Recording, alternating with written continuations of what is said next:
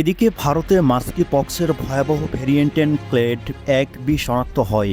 বার্তা সংস্থা এএনআই দেশটির সরকারি সূত্রকে উদ্ধৃত করে এ তথ্য জানায়।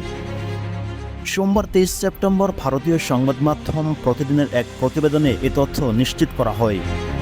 প্রতিবেদনে বলা হয়, আগেই দেশে একজন মাস্কি পক্সে আক্রান্ত হয়েছেন, তবে তার বিপজ্জনক ভ্যারিয়েন্ট ছিল না।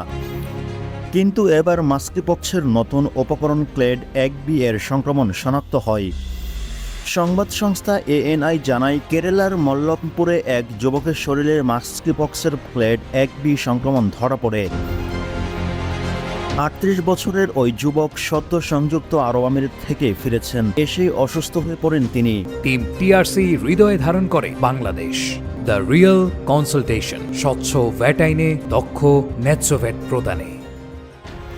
সংবাদ প্রতিদিন জানায়, মাস্কি পক্সের নতুন ভেরিয়েন্ট বিশ্বের একাধিক দেশে মাথাব্যথার কারণ হয়ে উঠেছে, যেহেতু সেটি দ্রুতগতিতে সংক্রমণ ছড়ায়।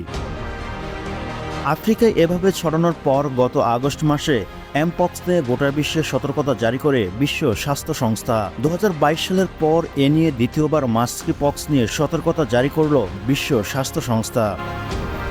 এদিকে সরকারি সূত্রের বরাতে এএনআই জানায়, দেশে ফেরার পর থেকে জ্বরে ভুগছিলেন তিনি। এমনকি তার ত্বকে র্যাশ দেখা যায়। উপসর্গ দেখে সন্দেহ হয় চিকিৎসকের। নমুনা পরীক্ষা করা হলে শরীরে এমপক্সের ক্লেড 1B ভ্যারিয়েন্ট শনাক্ত হয়। এর আগে দিল্লিতে এক রোগীর শরীরে সংক্রমণ শনাক্ত হয়, তবে সেটি ক্লেড 2 ভ্যারিয়েন্ট ছিল।